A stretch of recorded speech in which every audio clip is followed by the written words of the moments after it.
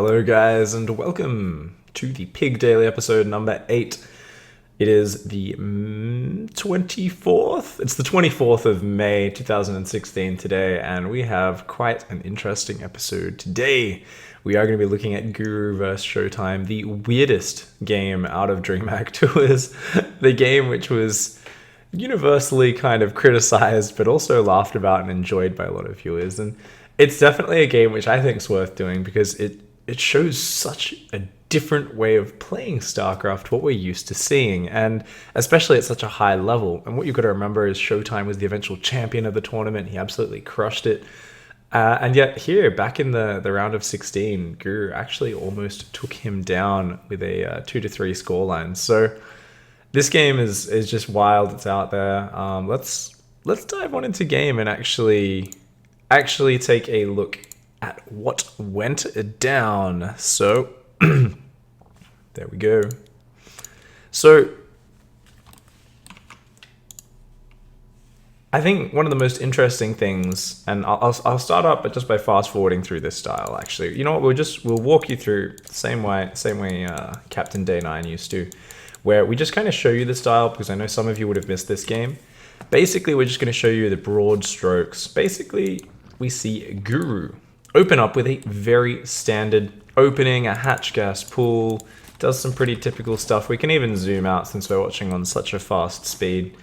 Goes for a third hatchery after it gets blocked a little bit. Really typical stuff, zergling speed, all that jazz. You know, when Adept comes across to pressure him, he fights that off, he scouts, Protoss takes a fast third base.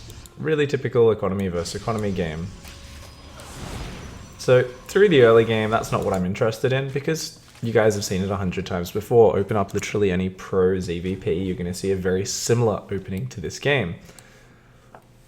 As the game goes on though, it starts to get weird pretty quickly. We see pretty fast upgrade and Hydroden out of Guru still. Nothing too crazy, but oh, a very fast fourth base. That's interesting. Cool. Okay, wants to get a faster fourth. Still hasn't taken one of the gases on his third base. Droning his fourth base nice and early. And my, what's this? That's a very quick fifth base. What is going on here? Basically, this is where stuff starts to get weird. Guru's like getting double upgrades. And as it gets into the mid game, we see Guru's up at 80 drones. Wow, that's a very impressive economy. He's building another 9 drones, another 10 drones. What the shit? It's normal in ZvP at the moment for players to build about 70 drones. Occasionally as many as 80. Right now we see 93 drones spread across 5 bases. But there's a lot of gases missing. He actually doesn't take that many gases. And this is what's so interesting throughout these games is really Guru just plays so weird. Macro hatch because he's got so much money, he gets so much income, and it just goes for a massive lair tech army. Showtime on the other side of things is playing very normal. He opened up Phoenix, he now has Immortals, Charge Lots, adding in Archons. Hell, he even has Storm. And we see Guru here, just masses of Banelings, speed about to finish, Hydras, Lurker on the way, and he has such a ridiculous income. We'll talk more about that later. And here he comes in, and he just loses about 40 Banelings to a Storm. Doesn't kill anything.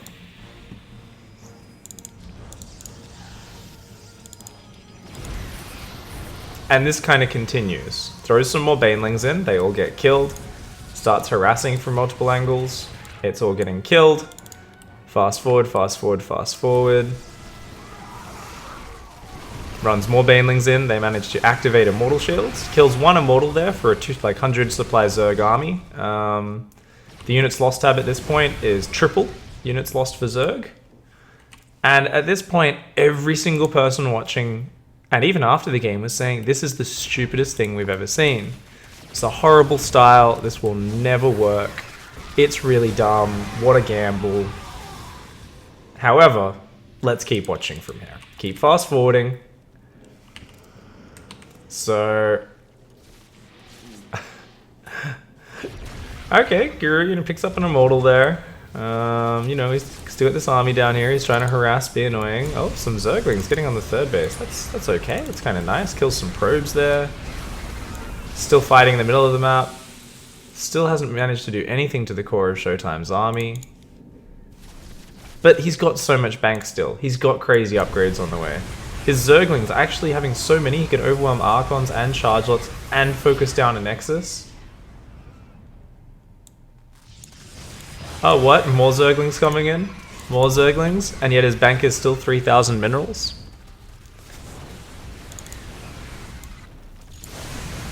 Throws away 20 Banelings to kill 2 probes there. Still ahead. More Zerglings coming in. Goodbye fifth Nexus again. More Zerglings and Hydras coming in. Goodbye some High Templar, some units there. Goodbye Nexus. This is like true Swarm style, as we put in the title for today's. It is the true Swarm ZvP. He literally just A moves units like he's a computer from so many different angles and then kills a player who has a far better quality army than him. It's like kind of what we imagine Zerg vs Protoss to actually be. You're like, yeah, there's these high-tech units and Zergs kind of swarming over. Normally it's not played this way. And I'm definitely not advocating this as the most solid, perfect style of play, but it's something which is very interesting for us to study and talk about. I said before, everyone said this is a gamble, this is stupid, this is dumb, this is gambly. A lot of people throw out these titles, and sometimes the person's understanding basically says, yeah, well, yeah, I don't think it's good because I prefer to play a more upfront game plan, something like that. But the majority of people, I don't think, have the understanding to just dismiss things like that. And I don't really think it's helpful to anyone to just throw these dismissive titles out about a strategy and say, this is so bad, this is just crap for whatever reason. I think talking about understanding and trying to figure out how does this style work, what are its strengths, what does it really force out of Showtime, what mistakes does Showtime make this game, thinking about how the hell did this actually work, is something which is really going to help our core understanding. And this is something we should always be thinking about whenever we face a style which seems incredibly belligerent. It seems kind of like mind-numbingly stupid in some ways, but then we lose to it. The first thing we should always be doing is opening that replay and saying, how the hell did this work and what should we do next time? Because we clearly didn't have a good enough understanding of the situation in game if we lost to it. The game actually gets down and dirty towards the end here. But because Showtime has, Showtime's actually doing quite well with this counter push, and it's looking like he might be able to make it work. But Guru, because he had so much money, he's slowly overwhelming. And we'll fast forward a little bit more. And at the end of the day, we see a few Zerglings come in and just kill the last of Showtime's economy.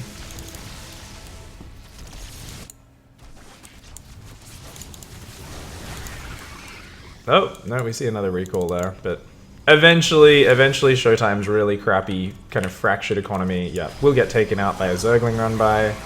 He just keeps forcing recalls home. The Zerglings are going to come back in. These Zerglings have 3-3 and Adrenals, so they wreck Zealots. He barely overwhelms everything except a few Tempests, but Showtime has no money, no units at home, and the Zerglings are going to win the base trade, of course, because 3 Tempests can't kill structures. So it's a very bizarre game, and it's definitely one we want to be looking back at. So let's go through from earlier on in,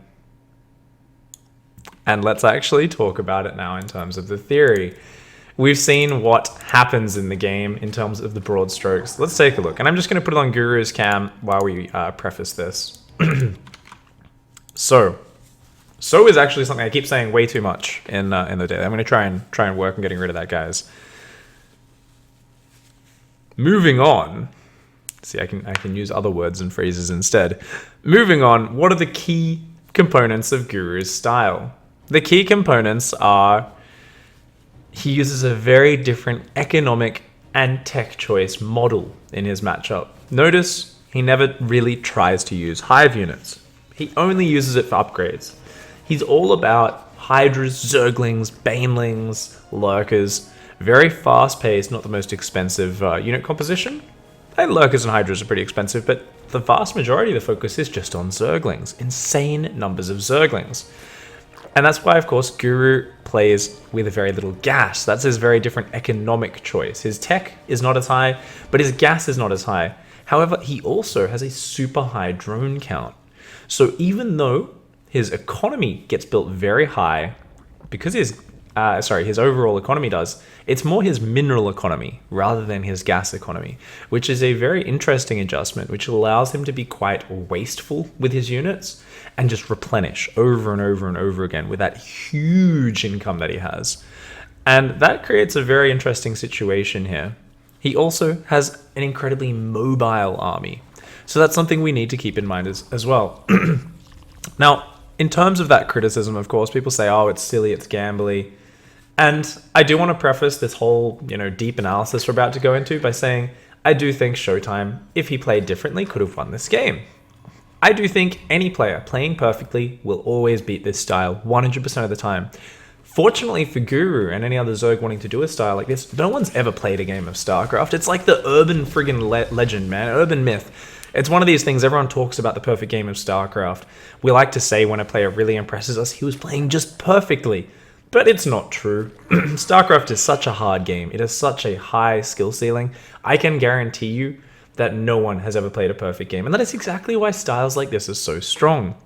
They're based around putting their opponent in an uncomfortable position where they need to play so different to how they normally play.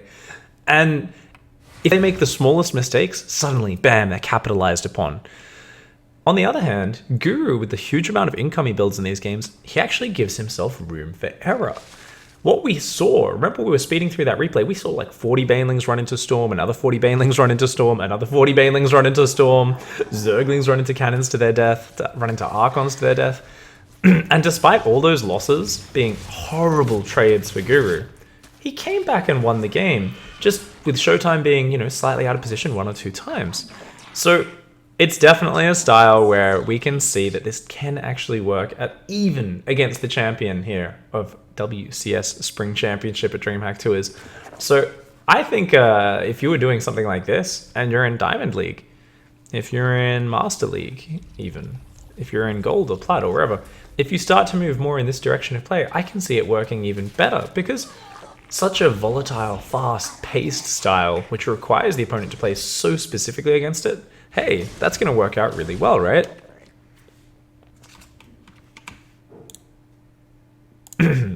So let's fast forward to the interesting part where Guru gets up that army, where he really makes his diversion. He does grab his second and third gas quite early before he saturates his third base.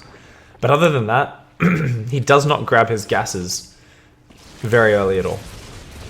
Most of the time with this style, and he did do this style in other games as well, other maps, he often sits at 5 gases, occasionally going up to 6 or 7 gases, though usually it's just 5 for a very long time. So that's the first 2 gases in the main, the second 2 in the natural, and 1 more gas geyser.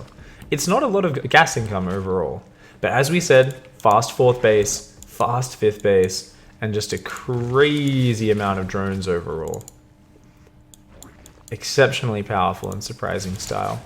Also something where I personally would have liked to see him squeeze in drops at some points, but because he's playing Showtime and Showtime's a god who very rarely loses his Phoenixes and keeps them alive for pretty much the entire game, they would definitely be one-way trips, so I can understand why he didn't do that. So here we go. We're getting to the point about now where we can kind of take check of the economy. So he builds a bunch of Hydras, does some pressure, really should have had an Overseer to clear out that Observer. And this is where he reaches his key economic point. Fully saturated main, it's actually time to transfer about half of these workers out of the main. Fully saturated natural, fully saturated minerals on the 3rd, fully saturated minerals on the 4th, and almost fully saturated minerals on the 5th. Wait, he's just transferred workers out of his main, so it is going to be fully saturated. 5 mineral lines, fully mining, plus 5 gases. A staggering economy. We will see him sit above 4,000 minerals a minute for the next few minutes in this game once these workers maynard down here and once it registers the full income. 4,000 minerals a minute. Oh my god. It's absolutely insane. Now, that's going to give him more money, but he doesn't have as much tech, right? He's got this hyper-mobile, fast-paced army though. So let's think about this army.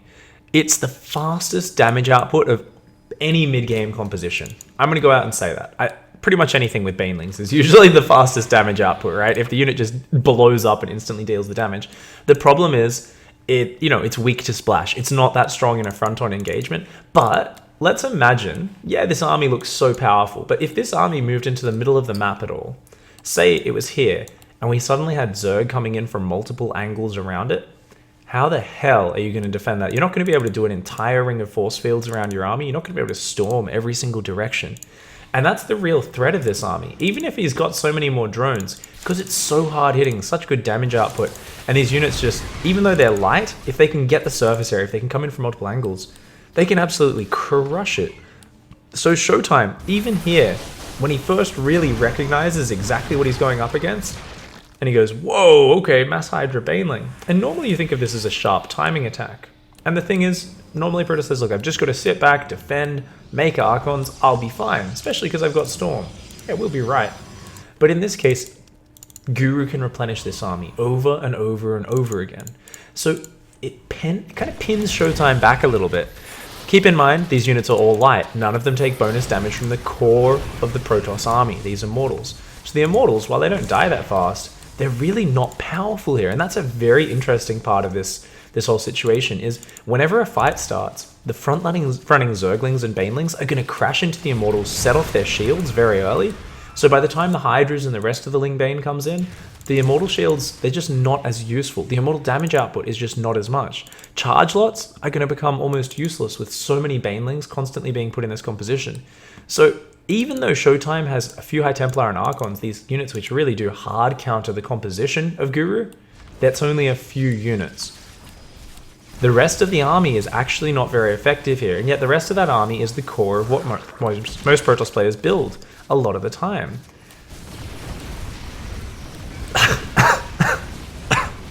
That just looks so funny. Sorry guys, that was a laugh cough. I have been a little bit sick the last few days. We see that only 2 Immortals do go down for that whole army. It didn't go well for Guru. Why? Because his whole army was coming in from one angle, the storms landed perfectly, Showtime didn't even use that many force fields, but we saw that was not how the fight wanted to go. But if he had Lingbane coming from behind as well, suddenly this army, he might have lost all of his high value units. He might have lost everything indeed. And even though these fights are bad, Guru is able to replenish. He takes bad fight after bad fight. But why can't Showtime just push and kill him? Keep in mind, the Immortals and Charge Lots, still not the most useful units. It's going to cost a lot to get up a lot of High Templar and a lot of Archons, which are the units he really needs. Interestingly, he's still building Immortals. Potentially a mistake by Showtime. But let's also think about it from Showtime's perspective. What if he does push across the map? What if he thinks, I can kill you right now? If I make you fight a front-on engagement, the damage output and mobility of Guru's army is too scary. Think about it. What if a base trade starts? Not only are you worried about being surrounded, but you're looking at a huge number of Hydras and Zerglings. These units will chew through buildings so quickly.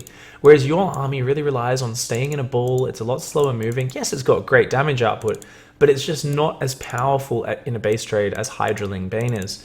So it's something where Guru, if he's ever kind of just leaving counterattacks on the map, his units out on the map, which at this specific moment he doesn't have, but if he ever is doing that, and Showtime moves across the map and a base trade starts, Guru is going to be in a big advantage there. Also, because Guru has such a huge economy, he has so many bases, so many drones, it's going to take Showtime forever to get through all of his bases. Also, Guru's got so many minerals, he might be able to just build like 40 spine crawlers in the main, just defend a few bases with a wall of spine crawlers, and actually hold out that way. So it's something where Showtime wants to keep taking good trades, but he's actually a little bit afraid of committing too deep to a base trade. And that's something which really pins him back. So you've got to think, the composition of Guru is what actually allows him to do this. It's actually his composition. He's mobile, he's fast-paced, right? He's playing incredibly quick with this army. He can move around from different angles, he can base trade. If you ever come out into the open, suddenly those spellcasters which shoot these great AoE spells can't defend from every direction. So he kind of says, look, if you want to be efficient against my army, you need to defend, you need to control choke points, you need to build a very, very high quality army before you can push. At the same time though, if I know my army is weaker in front-on engagements, yeah, I've got mobility, but does that really make up for it? No. So what I'm going to do is I'm going to use that mobility, that threat. I'm going to pin you back, and that's going to allow me to safely build a way bigger drone count than anyone is normally allowed to get away with. I'm going to make a 90, 95 drone economy at some points in this game, and that's where we see Guru actually making a very smart decision. So even though, yes, Showtime could play perfectly and beat this style, never dismiss someone who plays differently, especially if they're giving such a good player as Showtime such a hard time of it. Guru here made smart decisions. He thought about how the mobility of his army works. He thought about the idea of being able to throw units in constantly from different angles, barely even caring about losing them, because his mobility, his aggression, and the fact that he's pinning Showtime back on the map and in his bases is a big part of what allows Guru to build such a big economy. And I think that's one of the most important points we see here, is even when a style looks mindless because you're just throwing units away, you have to think about the economic decisions that have been made behind that. And let's actually go focus on those economic decisions right now. So just before some big fighting starts and we get into the kind of the base trading, multitasking, different crazy parts, let's take a look. We talked earlier about that saturation. We see now there's a 6th base about to finish. So some of the workers are going to get transferred there. We have seen a 6th gas geyser get taken as well. But nonetheless, we are still seeing a huge income, about 90 drones. Let's have a think about some maths. Let's think about the real difference in income here. Why is it so much income, and why can we afford to throw away so many Zerglings? This 6th base actually is late, funnily enough. It should have been up earlier. So let's throw some maths up on screen. And isn't that pretty? Some maths for you guys. So basically, as I kind of touched on it earlier, we've got to think about, not only is Guru going about 20 workers higher than most players go. Most players in ZvP go 70 drones, at absolute most 80. He's going up to 90. So already he's got 20 drones more. That's a big income boost. But let's also think, most players will go straight up to 8 gases, and they'll sit on 8 gases for the majority of the mid game, right? So he's only on 5 gases for the majority of the mid game. As we see, that is 9 less workers on gas. So rather than having 24 gas drones, only 15 gas drones. So if we think about it, a normal player, even if they drone super hard up to 80 drones, is only going to have a 56 mineral drone economy. Whereas Guru is going to have a 75 mineral drone economy. That's friggin' insane. Now keep in mind, most players actually only stop at about 70. So this would only be 46 drones. 46 versus 75. So Guru has almost double the ability to throw minerals away and throw minerals at his opponent to most professional Zerg players. And that is staggering. When you think about it in terms of that, he can throw away armies at twice the rate of a Zerg. Normally, you'll see Protoss players being like, man, Zerg can just reproduce their stuff so easily. This is bullcrap. Suddenly, you've seen Guru has found a way to do it twice as much. He can just throw armies away, come in from all angles, counterattack, base trade, do whatever the hell he wants. That's a big difference. And as we said, Guru often sits at over 4,000 minerals harvested a minute. At this point in the game, he didn't have that because his 6th base was late. However, that's 160 Zerglings he can build every single minute of the game. Every minute that's going by in this middle stage, we are seeing an equivalent of 160 Zerglings of army units being built. And if that doesn't scare the crap out of you as a Protoss player, then I don't know what does, because that is just intense. So I really do enjoy the fact that Guru said, look, if I want to play a bigger economy game, I need to skip some gases. I need to have the harder hitting army. I need to have the ability to throw counterattacks away once in a while and just replenish them like that. I need to be able to keep my Protoss opponent pinned on back so that I can control the map. And if they just make 1 or 2 mistakes anytime where they give me an opening to get damage done, I can rip them to shreds very suddenly. And this is where Guru starts to get in his element a bit. Showtime replenishing too many immortals, too many charge lots, doesn't really have the insane arc on storm count, and suddenly we see openings start to happen. We see here, despite multiple pylon cannons and actual cannons, I know there was a little bit of lag right at this point, so maybe we can give Showtime a bit of leeway there, but we see that he's out of position with his army for just a moment, Even though Guru's throwing away a lot of Zerglings, he gets in there and does some really good damage. Kills a bunch of probes. 90 drones versus 62 probes. Starts to get some nice damage done in the middle of the map. Doesn't kill much once again, but he distracts him there, and he's replenishing so quickly. He's staying maxed out. He's got 3-3 and adrenal glands on the way. Very important upgrades for his style. He says, look, if I'm just throwing away these cheap mineral units, I need to make sure they have insane damage. And keep in mind, adrenal glands is just an insane upgrade. It gives a 40% attack speed increase to Zerglings. I thought they were going to nerf that to 30%, but the tooltip still says 40%. Whichever one's true. I thought they actually nerfed it to 20%. Either way, it's massive. Adrenal glands, even in the old days, was always a big upgrade. If these Zerglings ever get surface area, they can just crush. And look at this. How often do you see a Zerg player engage Charge Lot, Archon, Pylon Cannon, with actual Photon Cannons finishing up as well, with pure Zergling? But he can afford to take some slightly bad trades. And if he ever finds the surface area, goodbye Protoss stuff. Excuse me. And that is just brutal. These Zerglings come in, they focus this Nexus down. Yes, he loses a lot of Zerglings for it. The units lost tab, by the way, earlier in this game, it was 5,000 to 15,000. 3 times as bad for Guru. It's still almost doubly as bad for him. But he's mining so many more resources, he does not care.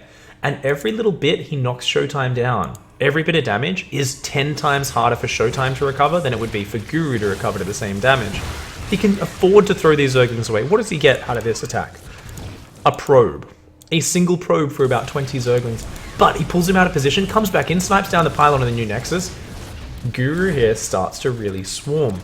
And what we see is Showtime just had to give him one window of opportunity to start getting damage done. And suddenly his economy is really bruised and battered. Showtime's struggling to secure a new base to mine. He's really in trouble. And Guru does not let up. He knows he's got him on the ropes and he just needs to keep going in. Here he gets about 6 or 7 probes and an assimilator for about 20 banelings. Once again, what we'd normally consider a horrible trade. But if he can replenish constantly, which he can, it's actually not a horrible trade in this scenario. So you've always got to think not about things in isolation. You have to think about the game as a whole. And in this particular game, Guru has designed it so cost inefficiency has a completely different meaning here. Any fight where he trades even half as well as Showtime, he counts as a plus. He says that's a win. In my book, I am completely fine with that. It's only if he trades at 10 times as bad, 5 times as bad as Showtime, he says, oh, that kind of sucks. Shakes his head a little bit and says, it's fine though, I've got another 4 armies where that came from. I really enjoy that we did get to see at such a high level a player changing up their style so much, playing so differently. We're going to put it on Guru's camera for a minute here. And we're going to take a look through minutes and talk about it from a different perspective. At this point, the game's spiraling out of control for Showtime. It really is. Guru actually did take a bit too long to take his 6th and 7th bases. So we can see he's a little bit, not the highest on money. He's also missed a whole bunch of injects, which is why he's struggling to spend all that money. Otherwise, he'd just overwhelm this with Zerglings right now and win the game. Like, he really would. If he had another 60 Zerglings here, which he easily has money and supply for, he would win the game. Excuse me.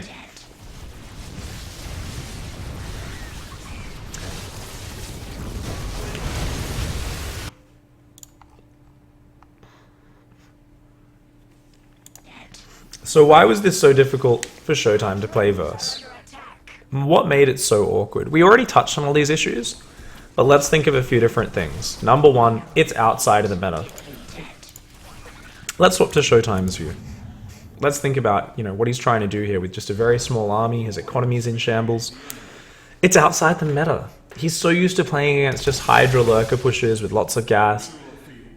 Every time he trades against Banelings, he's thinking, oh, I've pretty much won the game. I just killed like 30 Banelings with a storm. But he might not necessarily realize that he's actually up against such a bigger economy than he's used to, that these trades, they don't mean he's in as good a position as he's normally used to. So no doubt during this game, he would have been a little bit flummoxed and surprised. Each time a new wave of Zerg came from all sides, and he thought, what the hell? How do you still have all these units? Like, well, what the hell is going on right now? He isn't used to playing against this composition. Mostly just Zerglings with some Hydras, Lurkers, and Banelings. And these Immortals, which he's so used to being the core of his army. And they work in just about every situation. Is that really enough against this army? Against this army, maybe it's better to just make about 12 Archons. Have a bunch of High Templar, 12 Archons, and do that. Notice here at this point, he's actually made a Tempest swap. Tempest's really not the unit you want against Hydra Ling Bane. However, he was worried about a Broodlord swap. It felt a lot like he was playing against Ling Bane, and the most common transition from any sort of Ling Bane army, and sometimes from Hydras as well, is for the Zerg to go up to Broodlords, and if you don't have Tempests, well, you can get really boned by that. So I kind of like that he was preparing for the later stages, but really what he needed to focus on more than anything was just turtling up and slowly taking one base at a time. He needed to expand to the next base, have his army split up, build fantastic SimCity, cannons walled in, behind gateways, all that sort of stuff. Often at his expansions, he only had a pylon and a cannon, or a cannon behind 2 pylons. Easy targets for Banelings, easy targets for Zerglings. So even though Showtime, played very well, and if he was playing against a lower gas style, he would have been able to, say, push out and leave his 5th base undefended a little bit. But Guru just surprised him with the sheer number of units he was able to throw at him over and over again. Showtime kept getting a little bit impatient as well. He kept wanting to push out in the earlier stages of this game. Even at this stage of the game, Showtime is by no means dead. He has Tempest, he has Archons, he has Storm. His army is so much better compositionally, and defensively he can still hold choke points very well. But because he never re-establishes his economy after he starts losing it, he feels so afraid of the pressure of a Zerg that's left unhindered that he keeps attacking in. And that's when the fast-moving, high-damage output composition of Guru actually manages to take its first half-decent frontal engagement trades in the game. Despite the unit's loss being absolutely disgusting, it's not as one-sided as it was in the earlier stages of the game. As Showtime starts pushing out, and especially as these armies start to get cleaned up, we will see the trades getting worse and worse, especially because he's losing his new bases behind it constantly. So it works in part because it forces Showtime to play differently to what he's used to playing. It makes it so he can't put pressure back on. The race which everyone's scared of just letting go unhindered, Zerg, the race which can suddenly build 20 Broodlords, 40 Mutalisks at the click of your fingers, at the drop of a hat.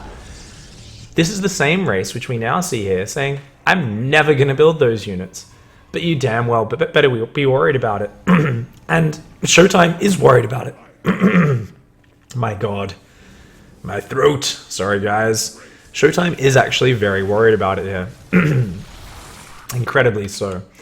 So that's why he's pushing a little bit too fast, and he actually needs to be so pinned back. And it's something where no one feels awkward just being stuck in their base for long periods of time, but that's exactly what Showtime needed to do in these games. He needed to just chill. He needed to sit back, lock down his bases, and play so damn patiently.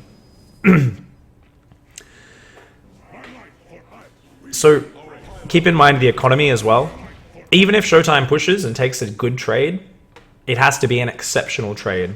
The last point here, and why did this work so well? Why was it so hard for Showtime? Because he wasn't judging the trades correctly. He didn't realize that in this situation, a 2-to-1 trade, not actually that good for him. He needed a 3-to-1 trade. He needed fantastic, incredible, amazing trades because his army was better quality, but his economy was smaller, drastically smaller in minerals especially. He just didn't have as much meat to trade off in his army. Not only was his army smaller, but Guru simply could replenish over and over and over again. Guru had such a monstrous economy that Showtime was going to comparably need to trade insanely well. He came very close this game to breaking Guru in the tail end. Guru at this point had almost no units, very little economy. This was basically the last 2 mining bases down here in the bottom right. He almost did it, but being in that awkward scenario, he just couldn't quite make it happen. And he does end up getting GG'd out by the final Zergling counterattacks coming over and just clearing out his base. And Showtime GG's. Alright! So guys, we are getting near the end. We're just about to summarize, but I do want you guys to ask questions right now. Shout out, use the @x5_pig tag in chat. Post them all out now. I'll answer them in just a few moments there on the stream. Do hang around as well. We are going to be doing an Abatha code right afterwards. We haven't quite finished up, so do hang around for that as well. So let's summarize exactly kind of what happened this game and what we can draw in terms of conclusions, because I really liked analyzing this, because when I first watched it as well, I thought, this is a dumb style. This is stupid. And then thankfully, the self-aware part of my brain said, stop being an arrogant prick. And let's actually think about this. What goes on? Oh my God. Sorry.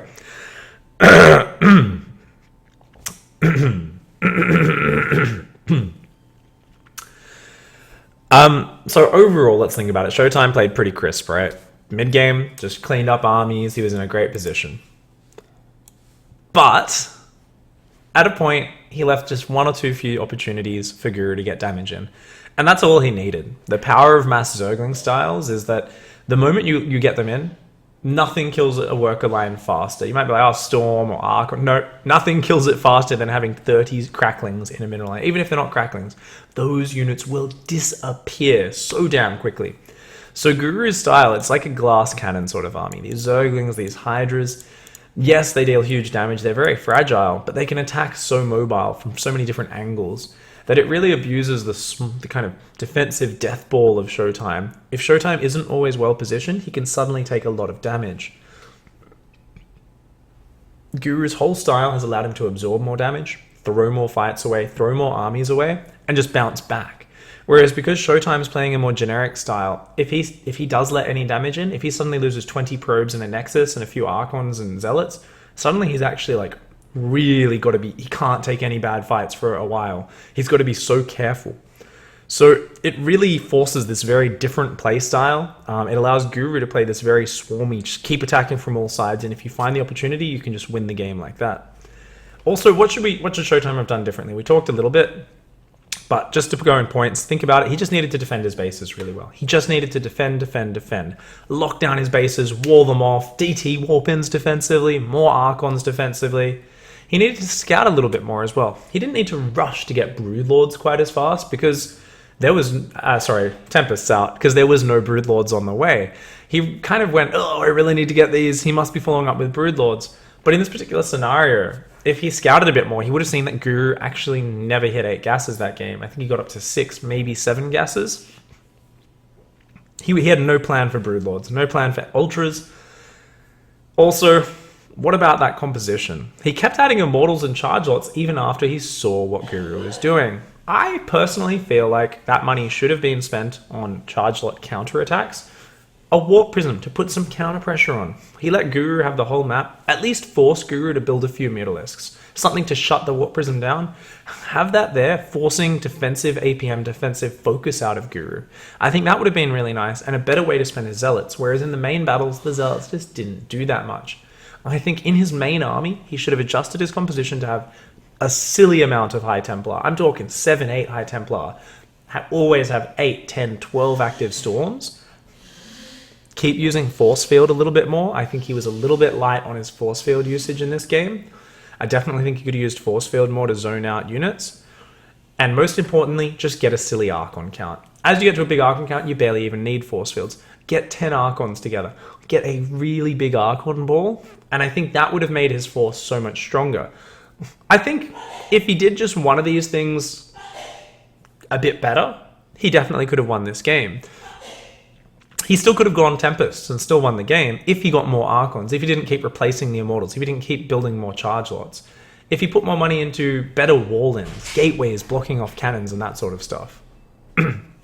Now, the next point I wanted to cover here, as we are very close to the end, how does this style help me understand the game if I never use it? What if I'm Terran? How do I apply this knowledge, for instance? So I was talking to people about this style, today's game plan, in terms of what we're talking about, and people were like, okay, cool, so we understand how a weird style works. How does that apply to the game as a whole? How does this help us understand StarCraft as a game? Well, the same situation can be seen across all matchups in specific scenarios. Look, at its core, let's think about it. Not, oh, it's mass swarm, Hydraling, Bane style endless units. No, bring it down to its core concepts. We're looking at a high damage, high mobility, heavy mineral army for the Zerg. So that's going to be facing off against a higher tech, less mobile, but better quality army that costs a lot more gas. So the mobile army, the Zerg army, has more units that deal more consistent damage. It lacks tankiness, splash damage though. It lacks those high-tech things. It could be the same sort of army for, let's imagine Showtime was playing against Mass Bio. We could have the same situation. Think about pure Marine Marauder medevac, like Maru style TVP. That's the same thing. Essentially, you're looking at a high damage, low cost, easily replenishable, very mineral focused army that sucks in front-on fights. But if it can outposition with Maru's TVP, if he can drop in the bases, if he can find the openings where that high-tech, high-value death ball isn't, suddenly he can rip apart the economy. And because he's got more mobility, you can imagine your Terran drop player, your Maru-style player, actually having a bigger economy behind it.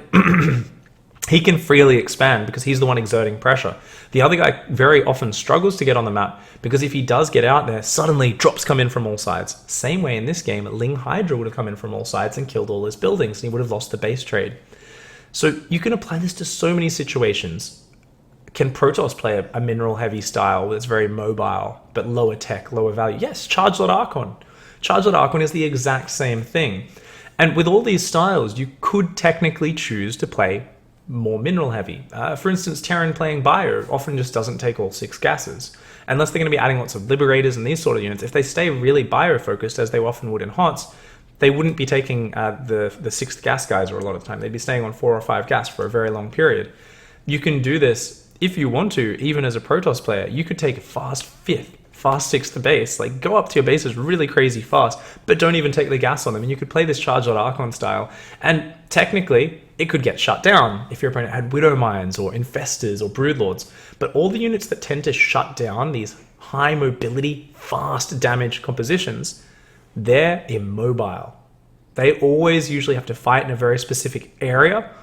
And if the mobile army ever manages to either surround them or hit the economy where their army isn't defending, suddenly mobility will always win. So we can take this point and you can apply it to absolutely anything.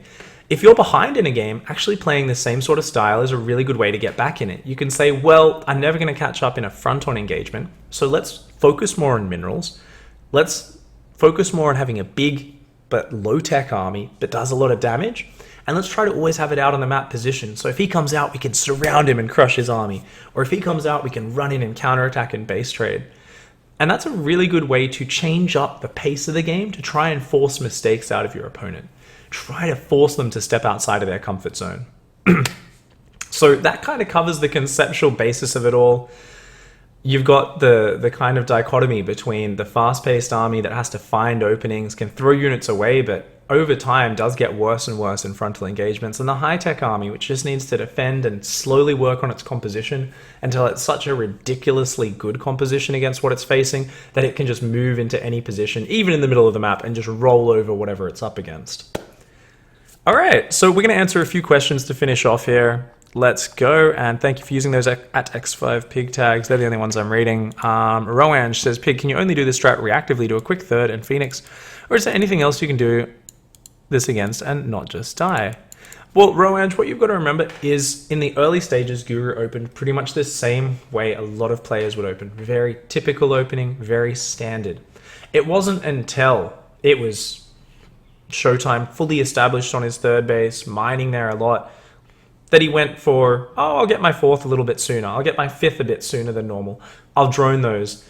So in the early stages, if he didn't see a third from Showtime, I'm sure he would have just said, oh, okay, just stop at, a certain drone count, 2 bases, 2.5 bases, and pump out units to be safe. So it's not about just sticking with the sort of build order, but it's about once you're in a big macro game, rather than just by default going up to 8 gases, stopping at 72 drones, and then trying to fight the Protoss front on, looking for the faster mobile army by adjusting that economy, building that up a little bit harder than normal. CS Angori says, Pig, how do you keep up the pressure or the threat of Broodlords or any other transition unit while doing this throwaway unit style? You don't really. Protoss just tends to get scared of it. You definitely have the option to transition into that because you pin them back for so long, you start to kind of get like the mind game or like the next level of transition, which only happens if your opponent responds correctly to what you're doing, where you're like, hey, I can hit you from all sides. And then what you'll see is if this was a very popular style at pro level, lots of Zergs doing this style, the Protoss like, oh man, this sucks being pinned back. But after a week or two, they learn how to lock down their bases, they learn how to defend, and they're like, yeah, all right, we just shut down your crap. And then what the Zergs would probably learn to do would be to show this style. They'd start off with it, but then the moment they see the Protoss player really camping their bases, building good SimCity, adding Storm and Archons, they're like, nah, this guy knows what to do against this. Get an Infestation Pit, get a Hive and a Spire, go straight for Broodlords. So there's always a choice to be made. Do you have a transition out of this style? I think, well, if you want to, you've always got those choice. That's an option that's open to you as a StarCraft player. And if you are a master of strategy, you definitely want to master that. But if you're first learning this style and experimenting with something like it, it's really just a struggle to keep your production up because you've got so much money to keep your units in the right positions on the map. So if he moves out and I'm not quite ready to flank and surround him, I can run those units in for the base trade. There's so much technicality in how Guru was using his army. He kept splitting it around the map and coming from the sides, going in with those big Ling counterattacks while distracting at the front. So Showtime was always in the wrong position. So I think there's more than enough to focus on improving in that regard. Andinator says, how significant do you think the map is in terms of that style from Guru? Well, I actually think it would be better the more spread out the bases are, basically. I think Dust Towers, funnily enough, is not a good map for it, technically, because it's quite easy for Showtime to defend 4 bases, not too hard for him to defend 5 bases. Me speak good words. So I think actually any map where the bases are spread out means more opportunity for your mobile army to get in there and do damage, harder for your opponent to defend. So the more spread out the bases, the better. Eon Blue says, if Showtime defended once or twice more, wouldn't he have won because Guru's tech is so low, or did Guru get access to higher tier units? He definitely could have, absolutely. If Showtime locked down his economy, protected his bases, defended a few more times, while maintaining his economy, yes, he would have been in the fantastic position. Because he still had Immortals, Ultra Tech not really an option, and he was heading for Tempests, which meant Broodlords wasn't really a good option. So at that point of the game, there really is no higher tech solution to for Zerg anyway. So definitely Showtime was very close to holding on long enough to actually defeat the Swarm. All right. I believe that is all the good questions.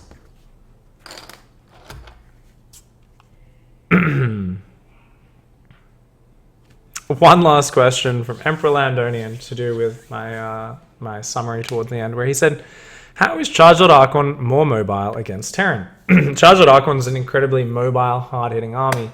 I think at the moment, because of the strength of Widow Mines in recent patches and so on, it's something where you're not necessarily going to be able to push the Terran around as much as you could back in Heart of the Swarm and especially Wings of Liberty, back when those styles were more popular. But it works on the exact same level, where your army is hard-hitting and insanely mobile. Charge lots, very powerful, very fast. Now, if you're playing the highest level players, and players are stimming bio and dropping from all angles, yeah, they can probably out-position you a little bit, but when it actually comes to the frontal fight, they can't stim forever. They can't spread backwards forever. Charged Archon is still going to be an incredibly fast-paced, mobile, hard-hitting army. I didn't say it was going to be more mobile than bio. However, against Zerg, you're going to really have the oomph. You're going to be the one bullying them around the map because your army is more powerful in an open front-on engagement. So pure bio against Charged Archon in the open will lose. It will always lose. It relies on good angling, defending good choke points, sitting behind walls, and using drops to try and pick away behind. And only once it gets to a huge army does it really destroy it. Once it has ghosts, of course, makes a huge difference as well. Likewise with Zerg. You go Hydra Ling, your opponent goes Charged Archon. Have fun with that working out for you. Obviously, Banelings would give Zerg back the momentum there, it would make Chargeless not be quite as powerful, which is why Protoss generally probably wouldn't have any way to retake the tempo if they chose to play that style against Zerg. But in most games, and especially for most players at most different skill levels, you can choose to play that style as Protoss. If you do play Charge.Archon, and you do kind of go around and really bully your way around the map, kind of the way Guru was, you'll make that work in PvT. You'll make that work in PvZ, following the same rules. Even though technically at the highest skill levels, it's not the best way to play because the other races have better mobile options. But you can make it work, is my point. And it actually will work incredibly well because it's outside of the meta and most players won't know how to play against it. So anyway, guys, that's going to finish up today's show. I do apologize once again for my throat. It's Tuesday now. I woke up on Saturday and it felt like crap. I knew this was going to happen, but other than that, I've been feeling very good. So hopefully it clears up. I think I'm going to get some like lozenges and tea tomorrow morning. So for tomorrow's show, hopefully we won't be quite as croaky and bad. And sound like we're trying to get something out of our throat all morning. So anyway, thank you so much for hanging out, guys. Please do like and subscribe if you're watching on YouTube. We are going to do the Apathy giveaway if you're on stream in just a second. But yeah, like, subscribe. We'll be back tomorrow with another daily. Don't forget to hug a cactus, lick a walrus, and of course, steal your mum's garden gnome and give it a tickle for me. Thanks for hanging out, guys. I'll catch you all next time. Goodbye and good night.